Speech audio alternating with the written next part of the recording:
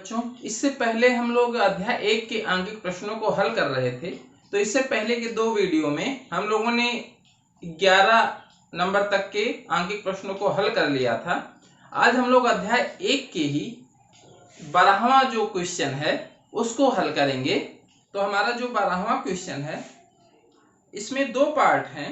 इसमें ए वाला जो पार्ट है, 2 विद्युत रोधी आवेशित तांबे के गोलों ए तथा बी के केंद्रों के बीच की दूरी 50 सेंटीमीटर है। यदि दोनों गोलों पर पृथक पृथक आवेश 6.5 × 10⁻⁷ कूलाम है तो इनमें पारस्परिक स्थिर वैद्युत प्रतिकर्षण बल कितना है। गोलों के बीच की दूरी की तुलना में गोलों ए तथा बी की त्रिज्याएं नगण्य हैं। बी, यदि प्रत्येक गोले पर आवेश की मात्रा 2 गुनी तथा गोलों के बीच की दूरी आधी कर दी जाए तो प्रत्येक गोले पर कितना बल लगेगा। तो इसमें ये जो दोनों क्वेश्चन हैं इसको हम लोग यहाँ पर हल करते हैं। तो अध्याय जो प्रश्न है हमारा है 1.12, इसमें 2 विद्युत रोधी आवेशित तांबे के गोले ए तथा बी हैं। ये हमारे 2 विद्युत रोधी आवेशित तांबे के गोले, मान लिया ये हमने ए है और ये बी है, ये बी है, दूसरा गोला बी है। दिया है इनके केंद्रों के बीच की दूरी, तो इसका केंद्र यहाँ पर होगा गोले का, इसका केंद्र यहाँ पर होगा। इनके बीच की दूरी कितनी है? 50 सेंटीमीटर है। इनके केंद्रों के बीच की दूरी दिया गया है 50 सेंटीमीटर है।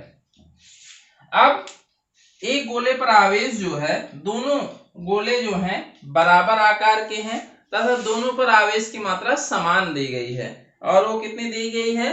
6.5 × 10⁻⁷ कूलाम। अर्थात इस पर जो आवेश है इसको Q1 मान लेते हैं या QA जो हमारा है 6.5 × 10⁻⁷ कूलाम तथा QB ये भी हमारा क्या है?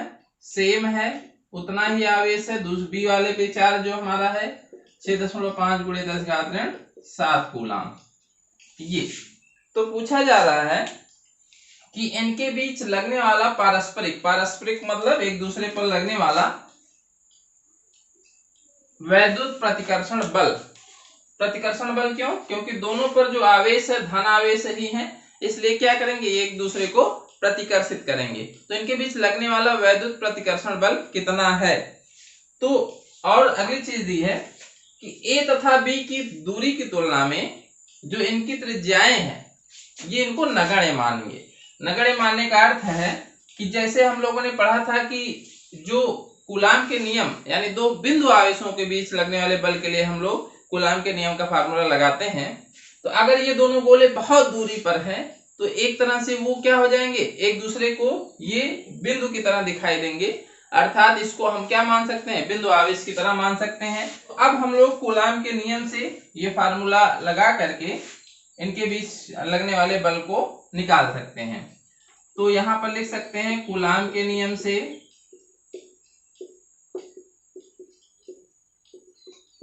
इनके बीच लगने वाला जो प्रतिकर्षण बल है वो हम लोगों को पता है, उसका फार्मूला 1/4πε0।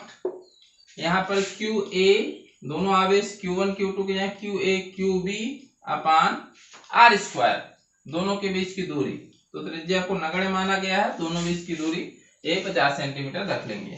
तो हम लोग पता है 1/4πε0 का मान 9 × 10⁹। Q1 या QA और QB दोनों कितने हैं? 6.5 × 10⁻⁷ और QB भी हमारा उतना ही है 10⁻⁷ कूलाम बटे R का स्क्वायर। तो R जो हमारा है ये 50 सेंटीमीटर में है। इसको जब मीटर में बदलेंगे तो हमने बताया था इसको सेंटीमीटर को मीटर में बदलेंगे 10⁻2 से गुणा हो जाएगा तो 50 × 10⁻2 का स्क्वायर हो जाएगा। अब इसी को हमको हल करना है। हल करने के लिए यहाँ पर हम इसको 5 × 10⁻1 कर सकते हैं। अब इसको जब हल करेंगे तो यहाँ से घातों को पहले कैंसिल कर लेते हैं। 9 × 6.5 × 6.5 ऐसे ही लिख लेते हैं। 6.5 × 6.5 गुणे अब यहाँ पर 10 घात ऋण 7 2 12, 10 घात ऋण 7 दोनों जुड़ेंगी घाते, 10 घात ऋण 14 हो जाएगा। 10 घात 9 यहाँ पर है तो 10 घात 9 और ऋण 14 ये हो जाएगा 10 घात ऋण 5 बटे। अब यहाँ पर 5 गुणे 10 घात ऋण 1 इसको लिख सकते हैं तो 5 गुणे 5 गुणे 10 घात ऋण 2 हो जाएगा। इसका स्क्वायर करेंगे तो इसको जब कैंसिल करेंगे तो ये हमारा 1.3 13 × 5 = 65 ये फिर 1.3 हो जाएगा। अब ये जब ऊपर जाएगा तो धन 2 10 घात धन 2 हो जाएगा और इसमें जब गुणा करेंगे तो ये यहां से जब इसको गुणा करेंगे तो क्या हो जाएगा 9 गुणे ये इनको मल्टीप्लाई करेंगे 13 13 169 तो 2 अंक पे दशमलव है तो 1.69 गुणे 10 घात ऋण 5 और ये ऊपर गया 10 घात धन 2 हो जाएगा तो जुड़ जाएगा 10 घात ऋण 3। अब इसको गुणा कर ले इसमें तो यहां से जब इसको गुणा करेंगे तो यह बराबर जो आएगा 9 9 81 1 9 6 54 और 8 62 6 9 कम 9 6 15 और 2 अंक पे दशमलव तो 15.21 गुणे 10 घात ऋण 3 या इसी को लिख सकते हैं 1 अंक पे दशमलव यहाँ लगाएं तो 1.52 गुणे 10 घात ऋण 2 न्यूटन। तो ये हमारा आ गया आंसर। तो ये हमारा पहला आंसर आ गया। तो आप लोग इसको नोट कर सकते हैं। अब हम लोग इसका जो बी वाला पार्ट है उसको करेंगे। अब इसका जो बी वाला पार्ट है बच्चों इसमें हम देख सकते हैं ए वाले पार्ट में कि दोनों आवेश जो थे उनके बीच कुछ दूरी दी गई थी और उनके बीच लगने वाला बल हमारा उसका आंसर ये आया था। अब इसमें जो इसी में थोड़ा सा कंडीशन को चेंज कर दिया गया है बी वाले पार्ट में ये दोनों जो गोले हैं इन पर आवेश पहले का 2 गुना कर दिया गया है अर्थात जो ए पर आवेश जिसको हम QA डैश कह रहे हैं इस पर पहले वाले आवेश का 2 गुना यानी 2QA हो गया है और QB डैश जो हमारा है ये हमारा 2QB हो गया है और QA QB भी सेम ही है। इनके बीच की दूरी जो दी गई है ये पहले की आधी हो गई है अर्थात ये 50 सेंटीमीटर था अब ये क्या हो जाएगा 25 सेंटीमीटर हो जाएगा। तो हमको फिर से बहुत ज्यादा कैलकुलेशन करने की जरूरत नहीं है ऐसे क्वेश्चंस में क्योंकि एक बार हमने कैलकुलेशन की है तो थोड़ा सा सोच करके बहुत आसानी से आंसर निकाल सकते हैं।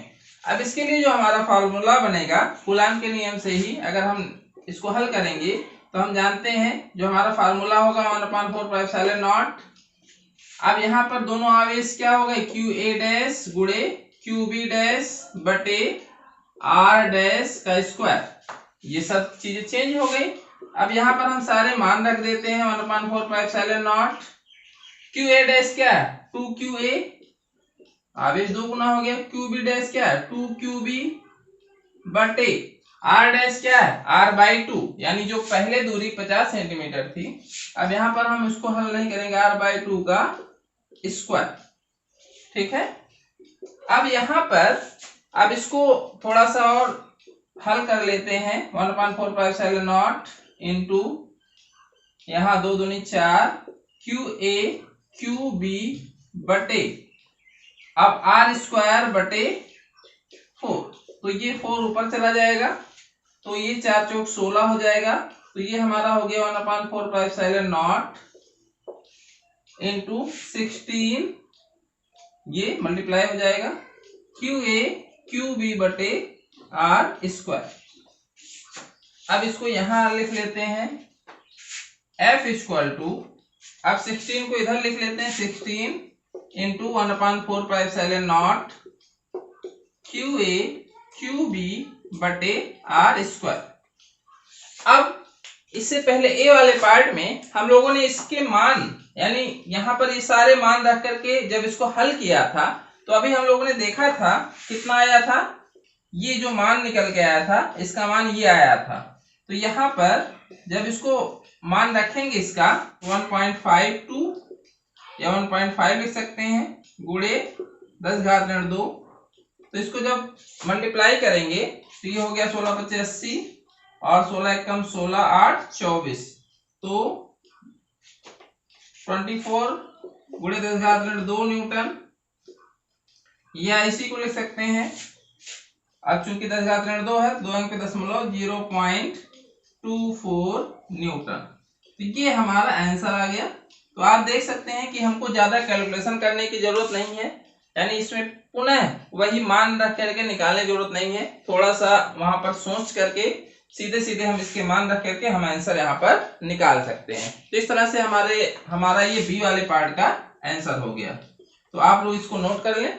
अब हम लोग इसका अगला प्रश्न जो है 1.13 अर्थात 13वां क्वेश्चन उसको करेंगे। तो इसका जो 13वां क्वेश्चन है दिया गया है, मान लीजिए अभ्यास 1.12 में गोले ए तथा बी साइज में सर्वसम है, अर्थात गोले ए और बी ये दोनों आकार में बराबर हैं तथा इसी साइज का कोई तीसरा अनावेशित गोला पहले तो पहले गोले के संपर्क तत्पश्चात दूसरे गोले के संपर्क में लाकर अंत में दोनों से ही हटा लिया जाता है।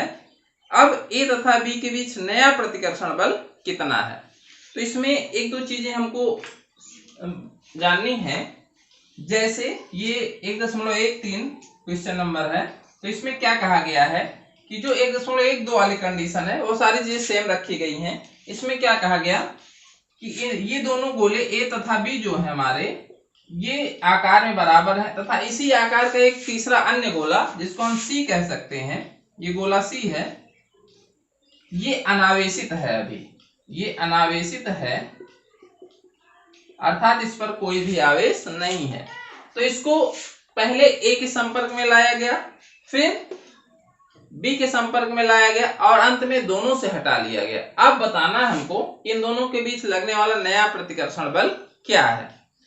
तो इसमें एक चीज हमको समझनी है कि जब जैसे अगर ये हमारा एक आवेशित गोला है, जैसे अगर इस पर 100 कूलाम मान लीजिए चार्ज है, ये इस पर चार्ज जो है 100 कूलाम है और एक दूसरा अनावेशित गोला, ये अनावेशित गोला है, इस पर कोई भी चार्ज नहीं है।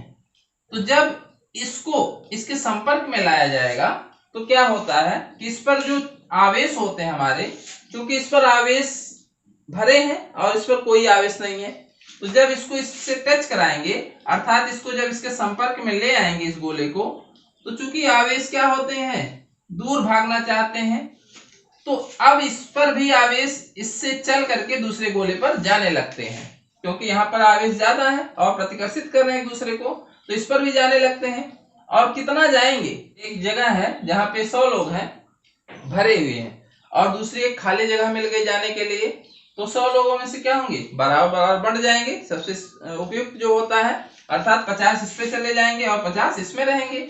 उस तरह आवेश भी होते हैं, अगर इनके आकार बराबर हैं तो ये बराबर बराबर बढ़ जाते हैं, अर्थात जब इनको टच करके हटाया जाएगा तो इन पर जो आवेश बचेगा, अर्थात जब टच करके हटा लिया जाएगा तो इस पर भी 50 कूलाम रह जाएगा और ये वाला जो गोला है इस पर भी 50 कूलाम रह जाएगा। अर्थात अगर आकार बराबर हो तो दोनों में आवेश की मात्रा क्या हो जाती है, आधी आधी रह जाती है।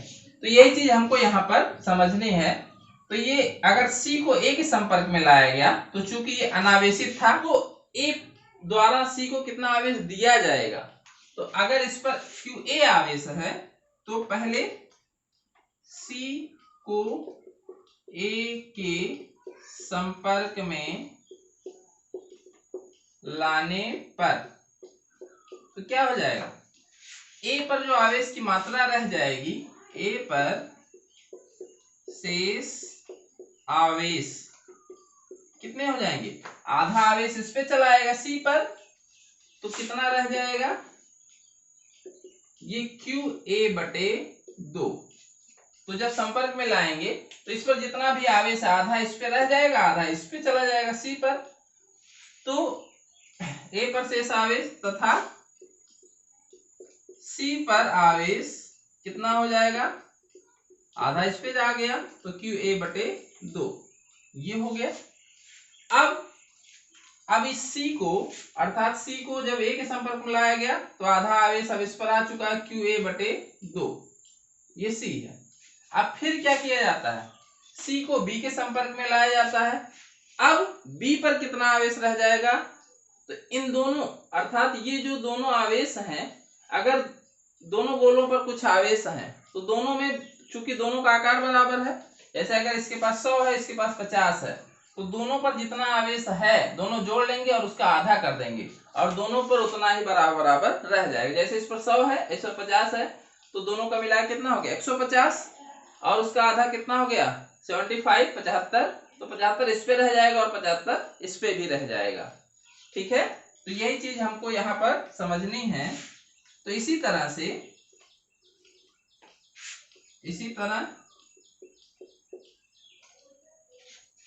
C को B के संपर्क में लाने पर, तो जब C को B के संपर्क में लाया जाएगा तो दोनों पर चूंकि आवेश कितने हैं, इस पर QA/2 है, इस पर QB है, यहाँ पर QB प्लस QA/2 दोनों का जितना आवेश है, अब इसका पूरे का आधा बटे 2। ठीक है, ये इतना आवेश C तथा B पर आवेश की मात्रा ये रह जाएगी। इतना आवेश C पर भी रहेगा और B पर भी रहेगा। तो एट लास्ट जो इस पर आवेश बचा, अर्थात जो इस पर बचा C को संपर्क में ला करके अब इसको हटा लिया गया, तो इस पर जो आवेश बचा A और B पर, अब इसको हम कह सकते हैं A पर जो आवेश बचा QA/2 बचा और B पर जो आवेश बचा इसको हम QA डैश कह सकते हैं, QA/2, और जो B पर आवेश बचा ये QB डैश, ये कितना हो गया QB प्लस QA/2 का पूरे का बटा 2, तो QB प्लस QA/2 का पूरे का बटा 2। तो यहाँ पर QB डैश को हमको निकालना है, तो QA और QB बराबर है, तो यहाँ पर हम ऐसे भी ले सकते हैं QB और QB का मान हम रख सकते हैं QA की जगह QB भी रख सकते हैं, QB/2 का पूरे का बटा 2 हो गया।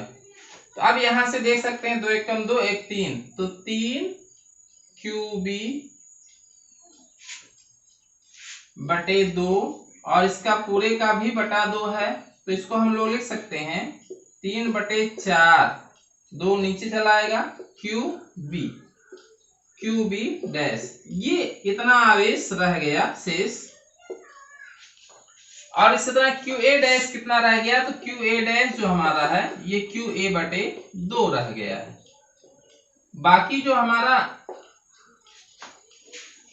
दूरी जो है वो नहीं बदल रही है। अब इनके बीच लगने वाला नया प्रतिकर्षण बल कितना हो जाएगा, तो कूलाम के नियम से 1/4πε0 गुणे Q, अब QA डैश QB डैश अपान R²। अब QA डैश और QB डैश का मान यहां रख देते हैं 1/4πε0। QA डैश कितना है QA/2 गुणे QB डैश कितना है 3/4 गुणे QB/R²। तो यहां से अब देख सकते हैं ये 3/8 पूरा बाहर कर लेते हैं क्योंकि ऊपर है, तो 1/4πε0 QA QB/R², ये हमारा हो गया F। अब इसका मान अभी हम लोगों ने निकाला है, इससे पहले यानी 12वें क्वेश्चन को हल करते समय सेम यही मान निकाला गया है। तो इसको हम लोगों ने निकाला था 3/8 1.5 इंटू 10⁻⁻2 न्यूटन। तो इसको जब हल करेंगे तो ये हो जाएगा 15 × 45 4.5/8 गुणे 10⁻²। तो इसको जब हल करेंगे तो ये इसको हम लिख सकते हैं 45 गुणे 10⁻³ लिख सकते हैं, और इसको जब हल करेंगे तो ये हो जाएगा 8×5 = 40, 5.2 8 छक 48, 5.6 इंटू 10⁻³ न्यूटन। ये हमारा लगभग आंसर हो जाएगा 5.6 और ये हमारा हो गया आंसर।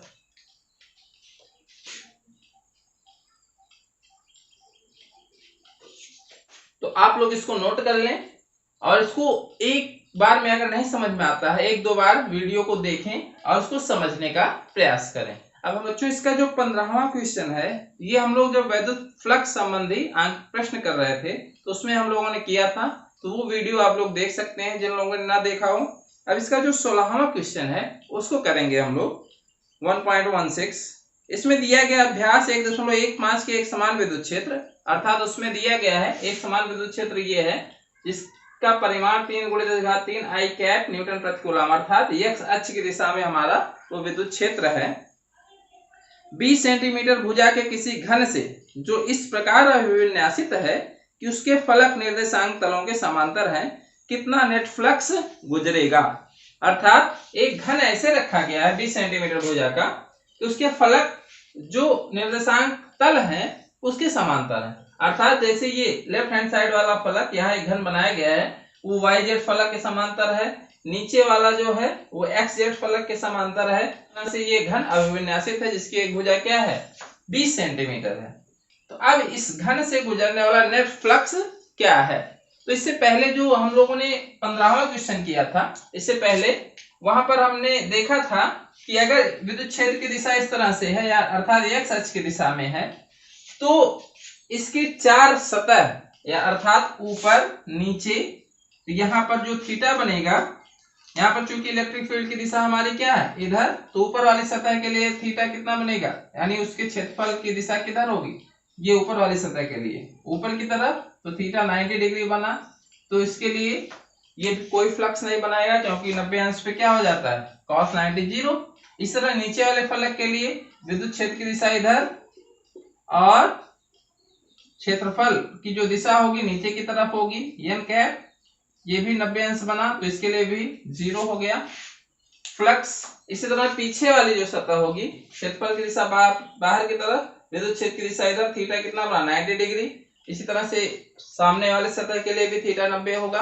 तो ये चारों जो सरफेसेज हैं ये कोई भी फ्लक्स नहीं बनाएंगे, तो क्या हो जाएगा फ्लक्स 0 हो जाएगा।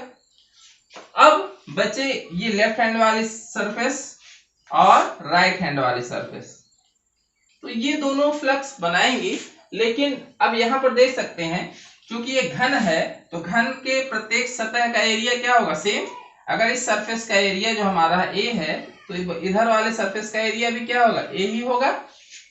अब और विद्युत क्षेत्र हमारा क्या सेम है, तो यहाँ पर फाई एल यानी बाएं वाली सतह से गुजरने वाला जो फ्लक्स बनेगा, अब इसके क्षेत्रफल वेक्टर की दिशा किधर होगी, ये जो क्षेत्रफल है इसकी जो दिशा होगी वो किधर होगी इधर बाहर की तरफ n कैप, और विद्युत क्षेत्र की दिशा किधर है इधर, विद्युत क्षेत्र की दिशा हमारी इस तरफ है।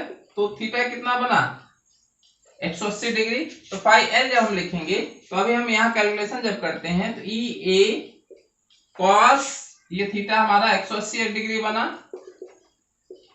तो ई ए कॉस 180 डिग्री। अभी हम यहाँ मान नहीं रख रहे हैं ई और ए का क्योंकि अभी ये 0 हो जाएगा। ई ए कॉस 180 का मान -1, तो माइनस ई इंटू ए, तो ये हो गया फाई एल यानी लेफ्ट हैंड साइड जो घन का बायां सरफेस है उससे बद्ध फ्लक्स, और दाहिनी सतह से बद्ध फ्लक्स जब हम निकालेंगे फाई आर, तो ये हो जाएगा हमारा, क्योंकि ये दाहिना सरफेस जो है इसकी दिशा क्या होगी, इसके क्षेत्रफल की दिशा इधर होगी, तो इसकी जो क्षेत्रफल की दिशा है n कैप ये इधर होगी, और विद्युत क्षेत्र की दिशा भी किधर है इधर ही है, तो थीटा यहाँ इसके लिए क्या बना 0 डिग्री।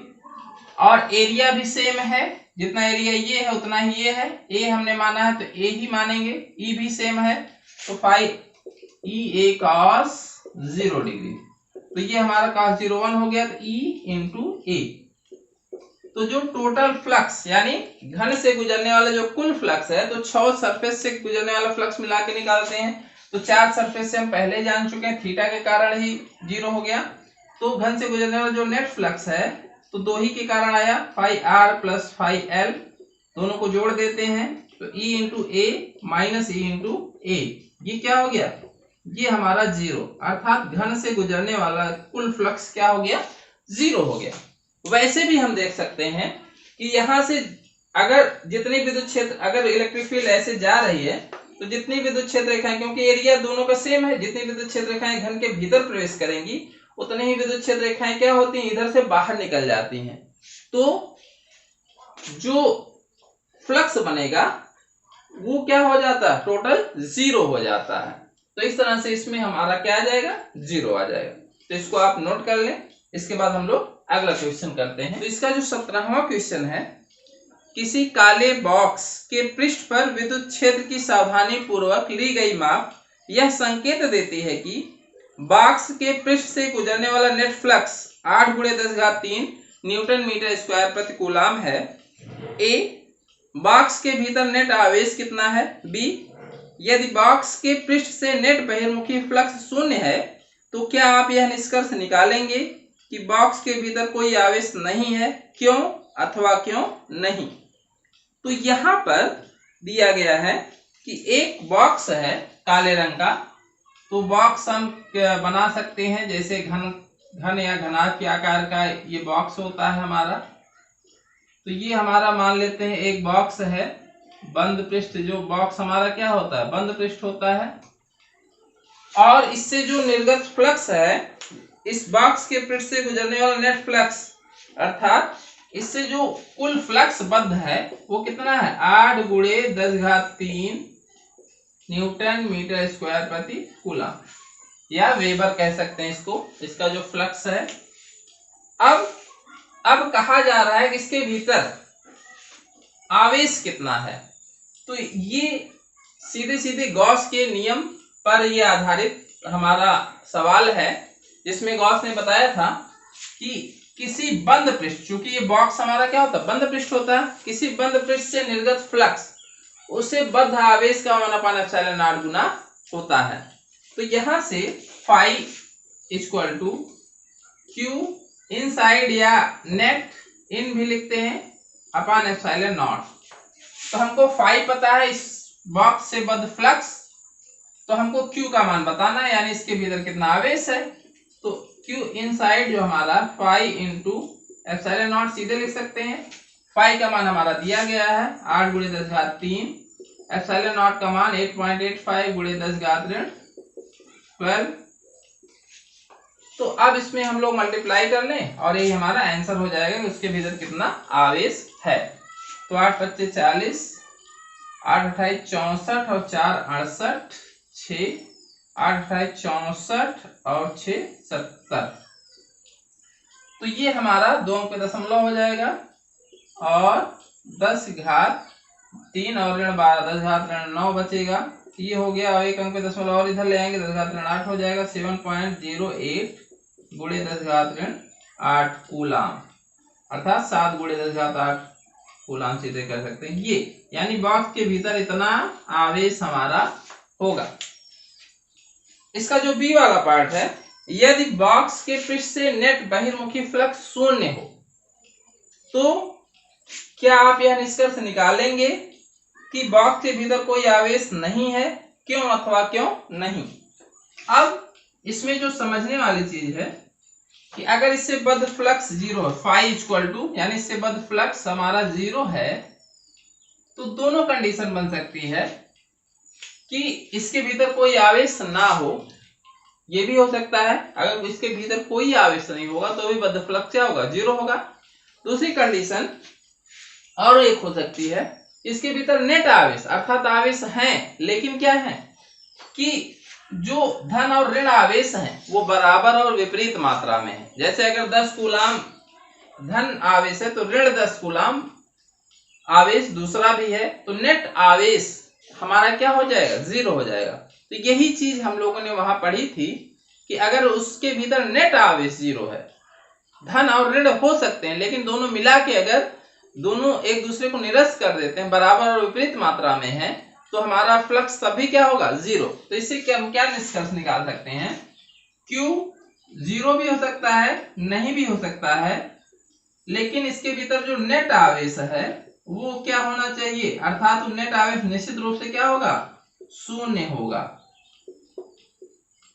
नेट आवेश का अर्थ समझ गए होंगे, धन और ऋण आवेश हो सकते हैं लेकिन बराबर और विपरीत मात्रा में, ये इसका अर्थ होगा, अर्थात ये इसका आंसर हम लिख सकते हैं। तो आप लोग इसको नोट कर लें। तो एक रूप में और लिख सकते हैं, अगर इसको हम माइक्रो कूलाम में लिखना चाहें तो 10 घात ऋण 6 करेंगे, तो यहाँ 10 घात ऋण 6 करेंगे तो ये 2 अंक दशमलव और इधर आ जाएगा, इसको हम लिख सकते हैं 0.0708 गुणे 10 घात ऋण 6 कूलाम, या इसका जो आंसर लिख सकते हैं 0.07 माइक्रो कूलाम, ये हमारा आंसर हो जाएगा। जो 18वां क्वेश्चन है, चित्र में दर्शाए अनुसार, ये चित्र है हमारा, 10 सेंटीमीटर भुजा की किसी वर्ग के केंद्र से ठीक 5 सेंटीमीटर ऊंचाई पर कोई 10 माइक्रो कूलाम आवेश रखा है। ये वर्ग है 10 सेंटीमीटर भुजा का, इससे इसके पृष्ठ से 5 सेंटीमीटर ऊंचाई पर 10 माइक्रो कूलाम का हमारा एक आवेश रखा है। इस वर्ग से गुजरने वाले विद्युत फ्लक्स का परिमाण क्या है? तो इस वर्ग से गुजरने वाला जो फ्लक्स है उसका परिमाण क्या है? संकेत, वर्ग को 10 सेंटीमीटर किनारे के किसी घन का एक फलक मानिए। तो यहां पर संकेत दिया गया है, अर्थात ये जो चार्ज है ये इलेक्ट्रिक फील्ड बनाएगा और ये बिंदु आवेश है, तो चारों दिशा में इसकी इलेक्ट्रिक फील्ड लाइंस जाएंगी। तो इस वर्ग से कितने इलेक्ट्रिक फील्ड लाइंस गुजर रही हैं उसी का जो अमाउंट होगा वही फ्लक्स बताता है। तो यहाँ पर हमको इस तरह से कैलकुलेट करना, तो अगर विद्युत क्षेत्र एक समान नहीं है तो कैलकुलेट करना बहुत कठिन काम होता है। तो इसके लिए जो संकेत दिया गया है, इसी के लिए गॉस की जो प्रमेय है, गॉस की प्रमेय की सहायता से हम यहाँ पर उसको निकाल सकते हैं। लेकिन गॉस की प्रमेय हम किसके लिए लगाते हैं? बंद पृष्ठ के लिए लगाते हैं। चूंकि ये बंद पृष्ठ है नहीं तो हम लोग इसको पहले बंद पृष्ठ बनाएंगे, इस वर्ग को घन में बदलेंगे जिसका एक पृष्ठ ये वर्ग होगा। तो इसको जब अगर हम घन में बदलें तो इसको हम लोग इस तरह से बना सकते हैं। तो इस तरह से हम यहाँ पर इसको घन में बदल सकते हैं। जैसे ये हमारा एक वर्ग है, जो वर्ग की सतह है ये वाली सतह है, इससे 5 सेंटीमीटर ऊपर ये हमारा आवेश रखा था।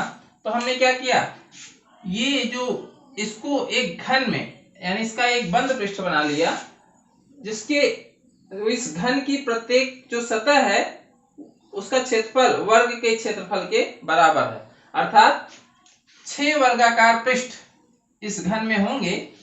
और चूंकि ये 10 सेंटीमीटर ऊंचाई भी है इसकी, 10 सेंटीमीटर।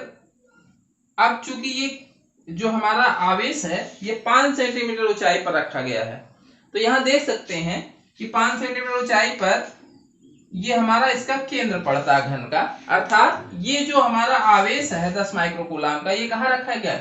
घन के केंद्र पर रखा गया है। और इस आवेश से ये जो घन है 10 सेंटीमीटर भुजा का, इसके प्रत्येक पृष्ठ की दूरी जो है बराबर है, ठीक है। तो अब इससे जो इलेक्ट्रिक फील्ड लाइंस बनेंगी, ये बिंदु आवेश से चारों दिशा में बनेंगी इलेक्ट्रिक फील्ड लाइंस। तो चारों दिशा में जो विद्युत क्षेत्र रेखाएं होंगी वो बराबर से, यानी सभी पृष्ठों को बराबर से टच करेंगी, यानी बराबर मात्रा में क्रॉस करके सभी पृष्ठों को जाएंगी। तो अगर हमको इस घन से इस बद्ध संपूर्ण फ्लक्स मालूम हो जाए, तो चूंकि 6 पृष्ठ हैं, जैसे 6 पृष्ठ से अगर 60 वेबर फ्लक्स बनता है तो एक पृष्ठ से कितना बनेगा? क्योंकि बराबर मात्रा में हर एक पृष्ठ से फ्लक्स बन रहा है, तो 1/6, तो 6 से अगर 60 बनता है तो 1 से कितना बनेगा? 1/6 गुणे 60 यानी 10 वेबर। तो इसी तरह से हमको लगाना पड़ेगा इस क्वेश्चन को। तो अब इस घन से बद्ध संपूर्ण फ्लक्स हम निकाल देते हैं। तो घन से बद्ध संपूर्ण फ्लक्स, तो इसके लिए हम लोग गॉस की प्रमेय का यूज करेंगे। तो phi E equal to Q inside upon epsilon naught. तो क्यू इनसाइड यानी इसके भीतर कितना आवेश है? 10 माइक्रो कूलाम। माइक्रो को हम लोग जानते हैं 10 घात ऋण 6 बदलते हैं, बटे एप्सिलॉन नॉट का मान जो हमारा है 8.85 इंटू 10⁻⁻12। तो ये जो हमारा फ्लक्स आएगा ये आ जाएगा फाई ई। इसका जो मान आएगा 10 घात ऋण 12 है, 10 घात ऋण 6 तो ऊपर जाएगा, 10 घात धन 6 हो जाएगा, तो 10 बटे 8.85 गुणे 10 घात 6 वेबर। अब चूंकि ये पूरे घन से बद्ध फ्लक्स है, अब इसके एक पृष्ठ से बद्ध फ्लक्स अगर हमको निकालना हो तो वर्गाकार पृष्ठ से बद्ध फ्लक्स कितना हो जाएगा 1/6। तो ये जो हमारा फाई ई डैश इसको कह सकते हैं वर्गाकार पृष्ठ से बद्ध फ्लक्स 1/6 फाई ई, अर्थात इसी का 1/6। तो फाई ई का मान हम लोग निकाला है 1/6 गुणे 10/8.85 गुणे 10 घात 6। अब इसी को जब हल करेंगे तो यहां हल कर लेते हैं, phi E dash equal to 10, अब इसको 10 और लिख लेते हैं, 100 गुणे 10 घात 5 कर सकते हैं नीचे, क्योंकि नीचे बड़ी राशि आएगी, तो 6×5 = 30, 6×8 = 48, 3 = 51, 6×8 = 48 और 5 = 53, तो 53.10 ये आ गया। तो जब हल करेंगे तो ये लगभग 1.9 समथिंग आएगा, तो इसको हम सीधे लिख सकते हैं 2 गुणे 10 घात 5 वेबर। तो ये हमारा क्या आ गया, ये हमारा इस वर्गाकार पृष्ठ से बद्ध फ्लक्स आ गया। तो अब यहाँ पर इसको नोट कर लें, इसके बाद हम लोग इससे आगे के प्रश्नों को हल करेंगे।